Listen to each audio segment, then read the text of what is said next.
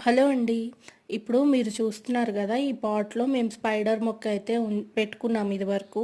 So, అవేంటంటే ఆకులన్నీ ఎండిపోయి పోయిందనమాట ఆ మొక్క. సో, ఇంకా స్పైడర్ మొక్కను తీసేసి ఇంకా ఆ మట్టిలోనే కొన్ని వాటర్ అయితే పోసాము. మట్టి మెత్తబడటానికి. ఇంకా తర్వాత ఏంటంటే నిన్న మేము పుదీనా అయితే తెచ్చుకున్నామనమాట. ఆ పుదీనా ఆకులన్నీ తీసేసుకున్న తర్వాత ఆ కాడ ఉంటుంది కదా! అది ఈ విధంగా మేము మట్టిలో అయితే నాటుతున్నాము. అన్నీ ఎన్ని కాడలైతే ఉన్నాయో అవన్నీ కూడా నాటామనమాట పట్టినంత వరకు. సో, ఇవి ఎంతవరకు గ్రో అవుతుందో చూడాలి. ఇది వరకు మా అమ్మ ఏంటంటే వేరే పాట్‌లో గూడా పుదీనా సేమ్ ఇదే విధంగా పెట్టిందనమాట. అది ఎంతవరకు గ్రో అయిందో మీకు చూపిస్తాను ఇదే వీడియోలో. ఈ విధంగా నేను అన్ని కాడలైతే పెట్టేశానండి. ఇంకా దీన్ని అయితే మనం సన్‌లైట్‌లో పెట్టకూడదంట. నీడలో పెట్టాలంట. అందుకనే ప్రస్తుతానికి నేను నీడలో అయితే పెట్టేశాను. ఇదిగోండి మీకు చూపిస్తానని చెప్పాను